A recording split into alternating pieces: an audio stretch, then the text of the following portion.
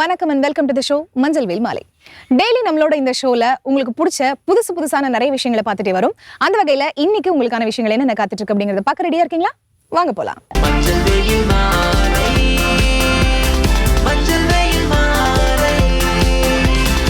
நம்ம ஷோட first segment யோகாசனம்.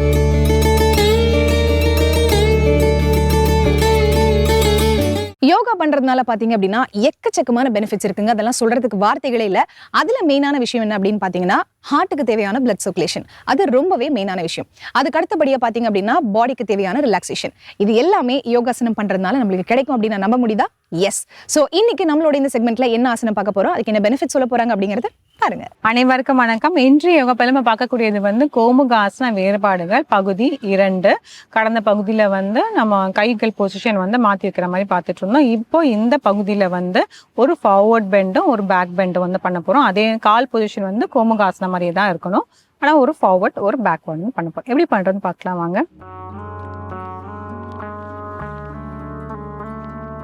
தண்டாசனா, கால் அதே மாதிரி கோமுகாசனா கால் அப்படியே வைக்கணும். ஒரு கால் மடக்கி வச்சுட்டு இந்த முட்டி நேர் நோக்கி இருக்கணும். அதே மாதிரி ஒரு கால் மேல இந்த காலை இப்படி போடுறோம். இப்போ கைகள் நல்லா மேல் நோக்கி தூக்கிட்டு ஸ்பைன் நல்லா எக்ஸ்டெண்ட் பண்ணிட்டு அப்படியே இப்படி முன்னோக்கி வைக்க போறோம். Forward bend. கை நல்லா எக்ஸ்டெண்ட் பண்ணி வச்சுக்கலாம். சில வினாடிகள்.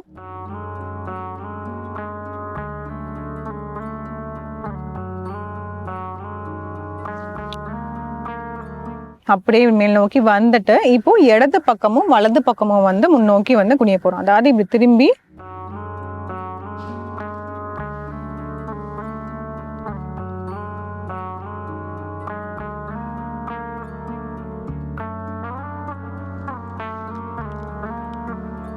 அப்படியே வலது பக்கம் சில வினாடிகள்.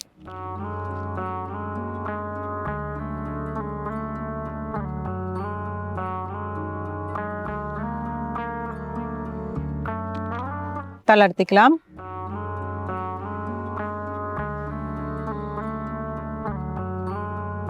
இதுலயே நம்ம கால் மாத்தி கூட அப்படியே பண்ணிடலாம். அதே மாதிரி ஒரு ஃபார்வர்ட் பெண்ட், இதுல நேர் நோக்கி ஒரு ஃபார்வர்ட் பெண்ட், இடது பக்கம் ஒன்று வலது பக்கம் ஒரு தடவை பண்ணிடலாம். அதே மாதிரி ஒரு சில வினாடிகள் மட்டும் இருந்தா போதும்.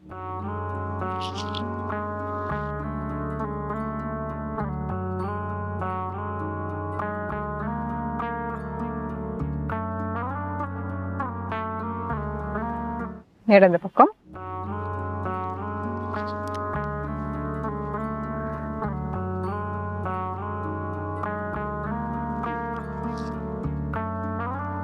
வலது.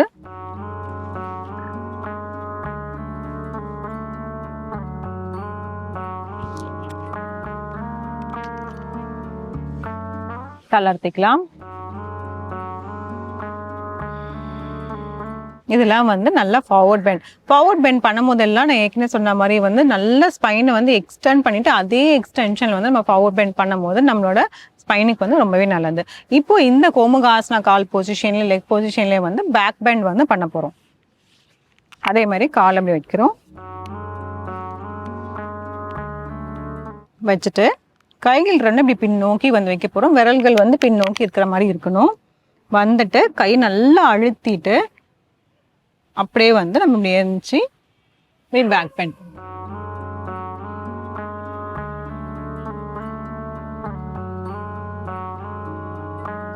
தளர்த்திக்கலாம். அதே மாதிரி வலது கால் மாத்தி மாத்தி 2 சைடு பொசிஷன்லயுமே பண்ணணும். வலது பக்கமும் பண்ணணும், இடது பக்கமும் எப்படி நம்ம ஆசனாஸ்ல பண்ணுவோமோ அதே மாதிரி இந்த காலையும் மாத்தி மாத்தி பண்ற மாதிரி இருக்கும். கைகள் அதே மாதிரி வச்சுட்டு நல்லா அழுத்தி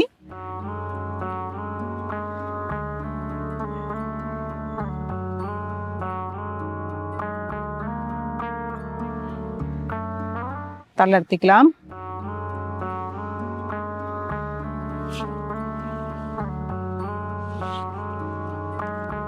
இந்த மாதிரி கோமுகாசனால வந்து நிறைய வந்து வேரியேஷன்ஸ் இருக்கு. ஃபார்வர்ட் பெண்ட், பேக் பெண்ட், ட்விஸ்டிங்கு, இந்த மாதிரி ஹேண்ட் பொசிஷன் மாத்துறது எல்லாமே வந்து இருக்கு. இது பண்ணும்போது பார்த்தீங்கன்னா நம்மளோட கால் பகுதிகளுக்கு வந்து ரொம்பவே வந்து பிளட் சர்க்குலேஷன் நல்லாவே போகும்.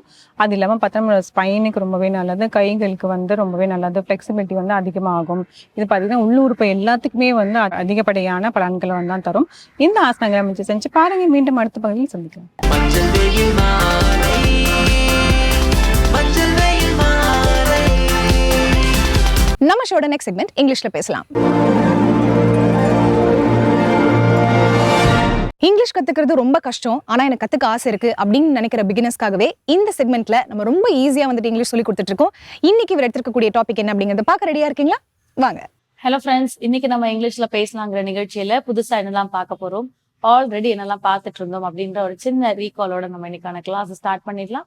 ஸோ ரீகால் அப்படிங்கிறது எதுக்காக? நமக்கு இந்த ரீகலெக்ஷன் பண்றதுக்காக மட்டும்தான். ஸோ நம்ம ஆல்ரெடி என்னெல்லாம் பார்த்துட்டு இருந்தோம் அப்படிங்கிறத நம்ம திரும்பவும் நினைவூட்டலோட இன்னைக்கான கிளாஸை நம்ம கொண்டு போகலாம். ஸோ நம்ம எதை பத்தி பார்த்துட்டு இருந்தோம்? காலங்கள், டென்சஸ் அப்படிங்கிற விஷயங்கள் பார்த்துட்டு இருந்தோம் இல்லையா? ஸோ இந்த டென்சஸ், காலங்கள் அப்படிங்கிறது நமக்கு என்ன பண்ணிட்டு இருக்கு? ஒவ்வொரு விஷயத்துக்கும் எப்படி பதில் சொல்லலாம் அப்படிங்கிற ஒரு ஆப்போனண்டான ஒரு விஷயத்த பார்த்துட்டு இருக்கு. அப்ப அந்த ஆப்போனண்ட்ல இருக்கவங்க என்ன கேள்விகள் கேட்கிறாங்களோ அந்த காலங்களுக்கு ஏத்தாப்புல நான் என்ன பண்ணணும்? கண்டிப்பா பதில் கொடுக்கணும் இல்லையா? அந்த காலங்களுக்கு ஏத்தாப்புல பதில் கொடுக்கறதா முக்கியமான விஷயங்களா இருக்கும். ஸோ அப்ப அந்த டென்சஸ் அப்படிங்கறத வந்து ப்ரெசென்ட், பாஸ்ட், ஃபியூச்சர்ல நான் எப்படி எல்லாம் கொண்டு வரலாம் அப்படிங்கிறது மட்டும்தான். ஸோ ப்ரெசென்ட்ல வரும்போது நான் நிகழ்காலத்துல எப்படி பேசலாம், பாஸ்ட்ல வரும்போது இறந்த காலத்துல எப்படி பேசலாம், ஃபியூச்சர்ல நான் எப்படி பேசலாம் அப்படிங்கிறது மட்டும் நான் எதிர்காலத்துல. ஸோ ஒவ்வொரு விஷயங்களை எப்படி எப்படி சொல்லலாங்கிறது தான். ஸோ அப்படி வரும்போது நம்ம இன்னைக்கான கிளாஸ்ல எதை பத்தி பார்க்க போறோம்? Future perfect tense. அதையுமே குவெஸ்டினா நான் எப்படி சொல்றேன்? நான் கேள்வி கேட்கிறேன் அப்படின்னா அந்த கேள்விக்கு எனக்கு பதில் வரணும் இல்லையா? ஸோ ஆன்சர் சொல்றது, இல்ல அந்த ஆன்சரையே பாசிட்டிவ் நெகட்டிவா சொல்லக்கூடாது. இந்த மாதிரி விஷயங்கள்லாம் நிறைய இருக்கு. ஸோ அப்படி இருக்கும் போது இன்னைக்கான ரூல், இன்னைக்கான டென்ஸ், இன்னைக்கான அஃபர்மேட்டிவ் என்ன அப்படின்னு பார்க்கலாம் வாங்க. ஸோ நம்ம பார்க்க போறது வந்து ஃபியூச்சர் பர்ஃபெக்ட் டென்ஸ்.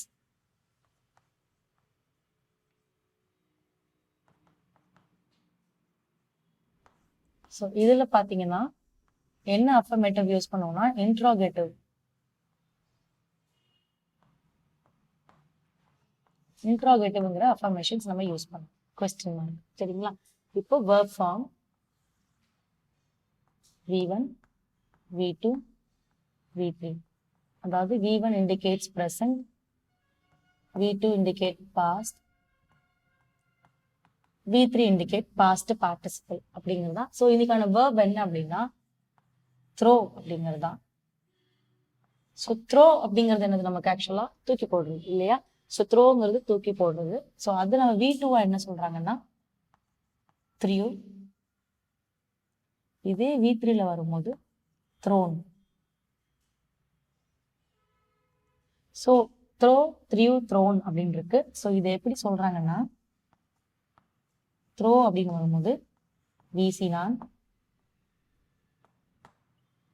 இது த்ரோக்.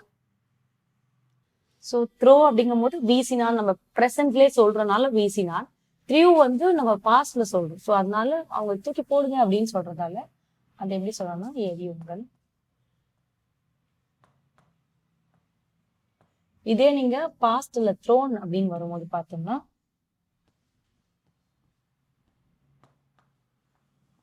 எரியப்பட்டது. ஸோ இதை வந்து நீங்க இப்படி சொல்லணும்னா நான் ஃபயர் அப்படிங்கிறதுக்கும் எரியுங்கள் அப்படின்னு வருது மேம். அப்ப நான் அதுக்கு என்ன பண்ணேன்னா இதுக்கு நீங்க என்ன பண்ணனா தூக்கி எறியுங்கள் ஆர் தூக்கி எறியப்பட்டது அப்படிங்கிறத சொல்லலாம். டு லிஃப்ட் அப்படிங்கிறது த்ரோ, த்ரீயூ, த்ரோன் அப்படிங்கிறதுனாலே டு பி த்ரோயிங் தட் அப்படி நம்ம ஆப்போசிட்ல இருந்து இன்னொருத்தவங்களுக்கு எதிர்மறையில கொடுக்கறதா. ஸோ ஜஸ்ட் நீங்க ஜென்ரலா எரியுங்கள் எழுதும் போது உங்களுக்கு அந்த ஒரு கன்ஃபியூஷன் இருக்கு அப்படின்னா யூ கேன் ஈவன் டேக் தூக்கி எறியுங்கள், தூக்கி எறியப்பட்டது அப்படி கூட நம்ம சொல்லிக்கலாம். ஸோ த்ரோ, த்ரீயூ, த்ரோன் அப்படிங்கிறது. So verb form ready. இப்போ என்ன பண்ணலாம்? Subject I, we, you, he, and she, they, it. இதுதான் சப்ஜெக்ட்ல இருக்கு. ஸோ சப்ஜெக்ட் verb இருக்கு. ஸோ ஃபியூச்சர் பர்ஃபெக்ட்டுக்கான ரூல்.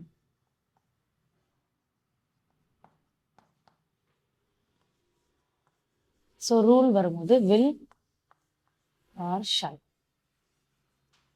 ப்ளஸ் வில் இல்லைன்னா ஷல் தென் சப்ஜெக்ட். அதுக்கப்புறம் என்ன பண்ண போறோம்? பர்ஃபெக்ட்னால have, then followed by V3. V3 indicates past participle. இதுதான் என்ன பண்றோம்? கொஸ்டின் மார்க்கோட கம்ப்ளீட் பண்றோம். ஸோ இப்போ வந்து நமக்கு என்ன ஆயிடுச்சு? ரூல் ரெடி ஆயிடுச்சு. ரூலுக்கு ஏற்ற மாதிரி சென்டென்ஸ் எழுதணும். எக்ஸாம்பிள் வில் எடுக்கிறோம். ஸோ இந்த இடத்துல த்ரூ அப்படிங்க எடுக்கிறதுனால நீங்க ஹி, ஷி, யூ, தே எது வேணா எடுக்கலாம். ஸோ அப்போ will he have through. So will he have through அப்படிங்கும் போது நமக்கு V2ல எடுக்கிறீங்க. ஸோ த்ரூ அப்படிங்கும் போது V2ல வரும்போது தூக்கி எறியுங்கள், அந்த அந்த பொருள் என்ன ஒண்ணு லைக் அவன் தூக்கி எறிஞ்சானா அப்படிங்கிற மாதிரி. இதே நம்ம V3ல எழுதும்போது நம்ம என்ன பண்ணுவோம்னா will he have thrown அப்படின்னு எழுதுவோம்.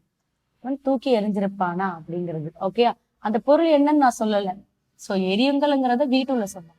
V3ல வரும்போது எரிந்திருப்பானா அப்படிங்கிறது தான். ஸோ எந்த பொருளும் அதை சொல்லிக்கலாம். will he have thrown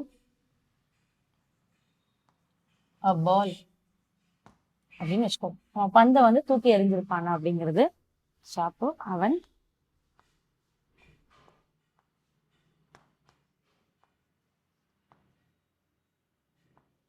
பந்தை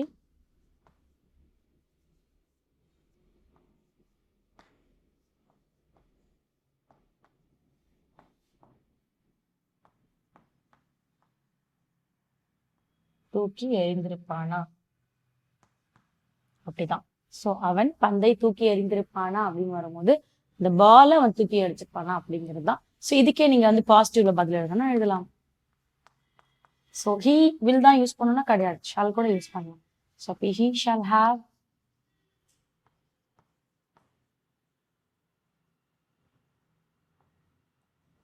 thrown a ball. இதே negative.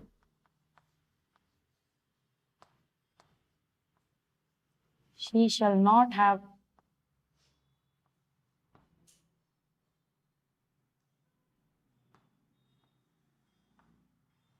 thrown a ball.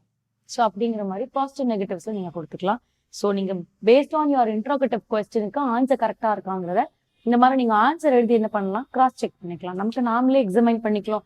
Like where there is no one is there. நான் உங்களுக்கு நீங்க எழுதுறது கரெக்டா இல்லையா அப்படின்னு சொல்ல இல்லைன்னா நீங்களே எக்ஸாமைன் பண்ணிக்கிறதுக்கு உங்களோட இன்ட்ரோகேட்டிவ் ஏத்தார்ப்புல பாசிட்டிவ் அண்ட் நெகட்டிவ் எழுதும் போது you can come to that okay நம்ம கரெக்டாக தான் பண்ணியிருக்கோம் அப்படின்னு தெரிய வரும். ஸோ இன்னைக்கான ரூல், இன்னைக்கான சென்டென்ஸ், இன்னைக்கான ஒர்க் ஃபார்ம் வச்சு நம்ம சென்டென்ஸ் ஃப்ரேம் பண்ணிக்கோன்னு நினைக்கிறேன். ஸோ நம்ம என்ன பண்ணலாம்னா இதை வச்சுட்டு நிறைய ஹோம்ஒர்க் சென்டென்சஸ் ப்ராக்டிஸ் பண்ணலாம். நெக்ஸ்ட் கிளாஸ்ல நெக்ஸ்ட் இன்ட்ரெஸ்டிங்கான சென்டென்ஸோட உங்களை மீட் பண்றேன். தேங்க்யூ. மஞ்சள் வெயில் மாலை, மஞ்சள் வெயில் மாலை. நம்ம ஷோட நெக்ஸ்ட் செக்மெண்ட் தெரிந்து கொள்வோம்.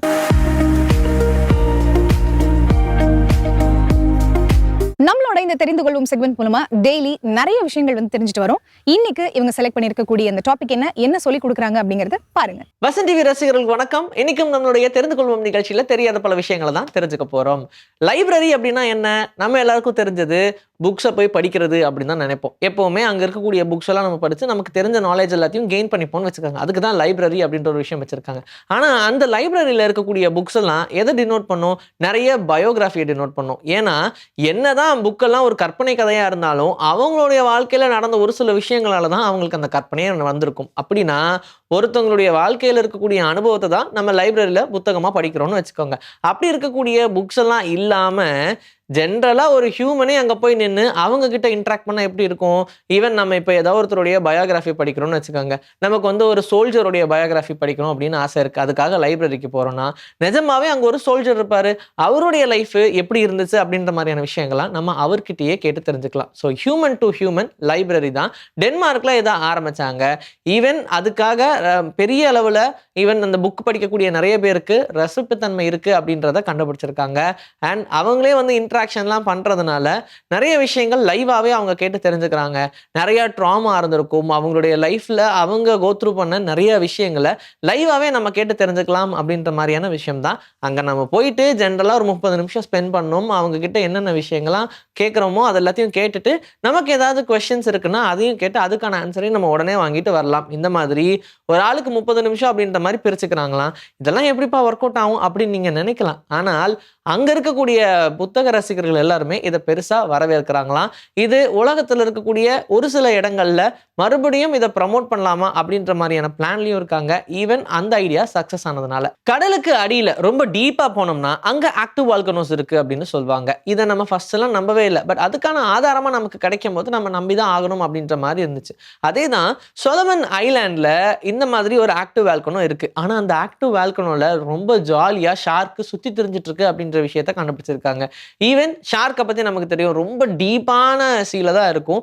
நம்ம நிறைய படங்களுமே பார்த்திருப்போம் இல்லையா? மெக் மாதிரியான படங்கள்லாம் பார்க்கும்போது மெக் அப்படின்றது ஷார்க்கோடைய ஒரு வெரைட்டி அப்படின்ற மாதிரி சொல்லுவாங்க. அந்த மாதிரி இருக்கக்கூடிய ஷார்க்ஸ் எல்லாம் ரொம்ப ஈஸியா ஆக்டிவ் வால்கனோ, ரொம்ப எரிஞ்சிட்டு இருக்கக்கூடிய எரிமலை எப்ப வேணாலும் வெடிக்கும் அப்படின்ற மாதிரியான எரிமலைக்கு பக்கத்திலேயே ரொம்ப அசால்ட்டா ஓடிட்டு தான் இருக்கு. ஈவன் அங்க இருக்கக்கூடிய தண்ணி கொஞ்சம் உஷ்ணமா தான் இருக்கும். அந்த ஒரு உஷ்ணத்தையும் ரொம்ப அழகாவே தாக்கு பிடிக்குது ஷார்க் அப்படின்ற மாதிரி சொல்றாங்க.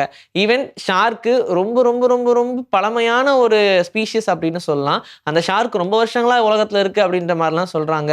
ஏன்னா இப்போ வந்திருக்கக்கூடிய ஒரு பரிமாண வளர்ச்சி மட்டும் தான் நம்ம பார்த்துட்டு இருக்கோம். பட் இதுக்கு முன்னாடி இருக்கக்கூடிய ஷார்க்லாம் டைனாசர் சைஸ்லலாம் இருந்துச்சுன்னுலாம் சொல்லியிருந்திருக்காங்க. அதனால அந்த ஷாக்குக்கு ரொம்ப ஈஸியா அதோடைய வெப்பத்தன்மையை தாங்கக்கூடிய அளவுக்கான தன்மை அதோடைய உடல்ல இருக்கு அப்படின்றது ரொம்ப ஈஸியா இதுல இருந்தே நமக்கு தெரியுது. அதே மாதிரி டீப் சீல வேட்டையாடவே முடியாத மாதிரியான ஒரு ஃபிஷ் இருக்கு அப்படின்னு சொன்னா அது எலக்ட்ரிக் ஈல் அப்படின்னு தான் சொல்லுவாங்க. இந்த எலக்ட்ரிக் ஈலை யாராலையுமே தொட முடியாது. ஈவன் crocodiles எல்லாமே இதை தொடணும்னு நினைச்சு பண்ணாலும் இதை தொடவே முடியாத அளவுக்கு ரொம்ப ஸ்ட்ராங்கான ஒரு ஈல் அப்படின்னு தான் சொல்றாங்க. ஈல் அப்படின்னா என்ன, எலக்ட்ரிக் ஈல்னா என்ன, அதோடைய உடல் முழுதும் மின்சாரம் பாஞ்சுக்கிட்டே இருக்கும். கிட்டத்தட்ட 860 வாட்ஸ் ஆன ஒரு எலக்ட்ரிக் பஸ்ட் அதனால கிரியேட் பண்ண முடியும் அப்படின்னு சொல்றாங்க. இது லைவா கூட ஒரு வீடியோ ரீசெண்டா கூட ட்ரெண்ட் ஆச்சு. அந்த மாதிரியான ஒரு எலக்ட்ரிக் ஈல், அதுல இருக்கக்கூடிய செல்ஸ் தான் இந்த பவருக்கான காரணம்னு சொல்றாங்க. எலக்ட்ரோசைட்டஸ் அப்படின்னு சொல்லக்கூடிய அந்த ஒரு வகையான செல் அதோடைய உடம்புல இருக்கிறதுனால அது தண்ணிக்குள்ளேயே ரொம்ப ஈஸியா சார்ஜ் எடுத்துக்குது. ஏதாவது ஒரு ப்ரிடெக்டர், அதாவது அதை வேட்டையாடுறதுக்காக ஏதாவது வந்துச்சு அப்படின்னா உடனே அதோடைய எலக்ட்ரிக் பஸ்ட் கொடுத்துருது. மிருகம் ஒருவேளை ரொம்ப ஸ்ட்ராங்கானதா இருந்துச்சா அது வெறும் எர்த் அடிச்ச மாதிரி, ஷாக் அடிச்ச மாதிரி போயிடும். இல்லை அப்படின்னா அது உடனே உயிரிழக்கிறது கூட வாய்ப்பு இருக்கு. ஏன்னா அதோடைய உருவத்துக்கு ஏற்ற மாதிரி தான் இது ஷாக்கையே ப்ரொடியூஸ் பண்ணுது. ஹனி பேஜர், தேன்வளை கரடி அப்படின்னு சொல்லுவோம் இல்லையா? இந்த தேன்வளை கரடி 2022ல கின்னஸ் வேர்ல்ட் ரெக்கார்டு வாங்கியிருக்கு. எதுக்காக? இதுதான் one of the fearless animal அப்படின்னு சொல்லி. ஃபியர்லெஸ் அனிமல்னா எதை கண்டுமே பயம் இல்லை. அப்பா சிங்கம் வந்தா என்ன பண்ணுவீங்க அப்படின்னு கேட்டா, சிங்கம், புலி, சிறுத்தை அப்படின்னு எது வந்தாலும் சரி, இந்த ஹனி பேஜர் எனக்கு எங்க எட்டதோ அங்க கடிப்பேன் அப்படின்ற மாதிரி முகத்தெல்லாம் ரொம்ப ஈஸியா கடிச்சு சிதைக்கக்கூடிய அளவுக்கு ரொம்ப தைரியசாலி அப்படின்னு சொல்றாங்க. ஈவன் இந்த ஹனி பேஜரை பத்தி போட்டாலே பெரிய பெரிய மிருகங்களோட அது வேட்டையாடுற மாதிரியான விஷயங்கள் மட்டுமே தான் இருக்கும். ஈவன் தோ ரொம்ப சின்ன ஒரு இறைக்காக எதுக்குப்பா நம்ம போய் நம்மளுடைய எனர்ஜியை வேஸ்ட் பண்ணோம் அப்படின்னு சொல்லி ரொம்ப புத்திசாலியா இருக்கக்கூடிய சிங்கம், புலியெல்லாம் அந்த ஹனி பேஜர் பக்கமே போகிறது இல்லை. ரொம்ப பெருசா இருக்கக்கூடிய மான், இந்த மாதிரியான எருமை, இதெல்லாத்தையும் நம்ம வேட்டையாடணும்னா ரொம்ப ஈஸியா நம்ம சாப்பிட்டு போயிடலாமே அப்படின்னு ரொம்ப ஸ்மார்ட்டா யோசிச்சு போச்சுன்னா அது தப்பிச்சது. இல்லைன்னா சிங்கத்துக்கு சிங்கமா, புலிக்கு புலியா இது நின்று போராடும் அப்படின்ற மாதிரி தான் சொல்றாங்க. ஈவன் இந்த ஹனி பேஜர் வெறும் அந்த வேட்டையாடுறதுல மட்டும் கிடையாது, ஆக்சுவலாகவே இது ஹியூமன் அளவுக்கு ரொம்ப பிரில்லியன்ட் அப்படின்னு சொல்றாங்க. ஏன்னா இந்த ஹனி பேஜரை இந்த விலங்குகள் காப்பகத்தில் கொண்டு போய் விட்டுருக்காங்க. அங்க இருக்கக்கூடிய பாதுகாவலரும் ஜோடியான ஹனி பேஜரை ஒரு இடத்துல விட்டுட்டு பர்டிகுலராக அந்த இடத்த அழகாக க்ளோஸ் பண்ணிட்டு எப்பயும் போல ஒரு லாக் போடுவோம், அந்த மாதிரி லாக் போட்டிருக்காங்க. அதில் 2 லாக் இருந்திருக்கு. ஃபர்ஸ்ட் இந்த ஹனி பேஜர்ஸ் என்ன பண்ணியிருக்குன்னா, வெளியே போகிறதும் ட்ரை பண்ணி கரெக்டாக ஆண் தேன்வளை கரடி ஒரு லாக்கையும் ஃபீமேல் ஹனி பேஜர் ஒரு லாக்கையும் ஓப்பன் பண்ணி ஈஸியாக வெளியே தப்பிச்சு போயிடுச்சு. என்னடா வெளியே தப்பிச்சு போயிடுச்சே அப்படின்னு சொல்லிட்டு லாக்கெல்லாம் சேஞ்ச் பண்ணலாம் அப்படின்னு சொல்லி லாக்கெல்லாம் சேஞ்ச் பண்ணாங்க. அப்போ இது என்ன பண்ணுச்சுன்னா, அங்கே இருக்கக்கூடிய மரம் எல்லாம் இருக்கும் இல்லையா, வேஸ்டான மரம், அதெல்லாத்தையும் வச்சு அந்த மரக்கட்டையெல்லாம் வச்சு அழகாக ஈஸியாக வெளியே தப்பிச்சு போயிடுச்சு. என்னடா அது கொடுமைன்னு சொல்லி உள்ளே இருக்கக்கூடிய எல்லா மரங்களையும் எடுத்து போட்டாலும் அங்கே இருக்கக்கூடிய கற்களை அடுக்கி அதுலேருந்து வெளியே தப்பிச்சு போயிடுச்சு. இப்படி தப்பிச்சு போய்கிட்டே இருக்கேன்னு சொல்லி ஒவ்வொரு தடவை ஏதாவது ஒன்றை பற்றி கன்சீல் பண்ணும்போதும் கரெக்டாக அது வெளியே தப்பிச்சு போயிடுது. ஏன்னா அண்டர் கிரவுண்டு வழியா எப்படியாவது ஓட்டையை போட்டு போயிடும் அப்படின்னு சொல்லி அண்டர் கிரவுண்டு வழியாலாம் ஓட்டையை போட்டு போயிருக்கு. இந்த மாதிரி ரொம்ப ஸ்மார்ட்டான ஒரு அனிமல் அப்படின்னு சொன்னாலும் அது ஹனி பேஜர் தான் சொல்லுவாங்க. பைக், கார்ஸ் அப்படின்னு சொல்லி ஆட்டோமொபைல் இண்டஸ்ட்ரியில பெரிய பெரிய மாற்றங்கள் கொண்டு வந்தாலும் அனிமல் மாதிரி வருமாப்பா அப்படின்ற மாதிரி தான் கேட்பாங்க. ஏன்னா அனிமல்ஸ் தான் முன்னாடி நமக்கு ஒரு பெரிய சுமை தாங்கியே இருந்திருக்கு. ஈவன் நம்மளையே ஒரு சுமையா தாங்கக்கூடிய குதிரையை எடுத்துக்கோங்க, நம்ம போடக்கூடிய சுமையை தாங்கக்கூடிய ஒரு கழுதை எடுத்துக்கோங்க. இப்படி எல்லா சுமை தாங்கியாவும் அனிமல்ஸ் மட்டுமே தான் இருந்திருக்கு. மனிதன் தன்னுடைய பயன்பாட்டுக்காக அனிமல்ஸை பயன்படுத்திட்டு இருந்தாங்க. ஈவன் அதை செல்ல பிராணியா பார்த்துக்கிட்டவங்களும் உண்டு. ஆனால் இப்போ இது எல்லாத்தையும் முறியடிக்கிற மாதிரி கவாசகி ஒரு புது முயற்சி எடுத்திருக்காங்க. 4-legged அப்படின்னு சொல்லி ஒரு பைக்கை லான்ச் பண்ணியிருக்காங்க. இந்த 4-legged பைக் என்ன பண்ணுன்னா, நீங்கள் எப்படி வந்து ஜாலியாக ஒரு பைக்கை ரைட் பண்ணுறீங்களோ அதே மாதிரி இங்கே 4 கால் இருக்கும் 2 டயருக்கு பதிலாக. இதை ரொம்ப ஈஸியாக நீங்கள் ஹில் ஸ்டேஷனில் கூட எடுத்துகிட்டு போகலாம் அப்படின்ற மாதிரி தான் இருக்குது. ஃபாரஸ்ட்குள்ளெலாம் ரொம்ப டீப்பாக நம்மளால் பைக் கொண்டு போக முடியாது இல்லையா? என்ன தான் 4-wheel மோட்டார் சைக்கிள்ஸ்லாம் இருந்தாலும் அதை விட ரொம்ப அட்வான்ஸ்டான ஒன்று தான் அப்படின்னு சொல்லி குதிரை மாதிரியே இருக்கும். நீங்கள் அப்படியே ஏறி உட்காந்து ஜாலியாக பைக் ஆக்சிலேட்டர் பண்ணுற மாதிரி ஆக்சிலேட் பண்ணிட்டு போய்கிட்டே இருக்கலாம். எந்த மாதிரியான சுச்சுவேஷன் ஸ்லோப்பாக இருந்தாலும் இது ஈஸியாக கடந்துக்கிட்டு போகும். ஒரு குதிரை தான்ப்பா இது, எலக்ட்ரிக் குதிரைப்பா அப்படின்ற மாதிரி இதை மார்க்கெட்டிங் பண்ண ஆரம்பிச்சிட்டாங்க. அதனால் இப்போவே ரொம்ப டீப் ஃபாரஸ்ட்டில் இருக்கக்கூடியவங்கலாம் இதை புக் பண்ணும் அப்படின்ற மாதிரி வெறித்தனமாக வெயிட் பண்ணிட்டு இருக்காங்க. இன்னைக்கு நம்மளுடைய தெரிந்து கொள்வோம் நிகழ்ச்சியில் தெரியாத பல விஷயங்களை தெரிஞ்சுக்கிட்டோம். இதே மாதிரி சூப்பரான கண்டென்ட்டோட உங்களை நான் வந்து சந்திக்கிறேன். Until then, this is bye from Vijayashree. Take care. So finally நம்மளோட ஷோவோட எண்டுக்கு வந்தாச்சு. இன்னைக்கு நீங்க ஷோல பார்த்த எல்லா செக்மெண்ட்ஸுமே உங்களுக்கு ரொம்ப பிடிச்சிருக்கும் அப்படின்னு நம்புறேன். இதே மாதிரி ஒரு சூப்பரான எபிசோடோட மீண்டும் சந்திப்போம். Until then, it's bye from Farita and Manjalvel Mali team.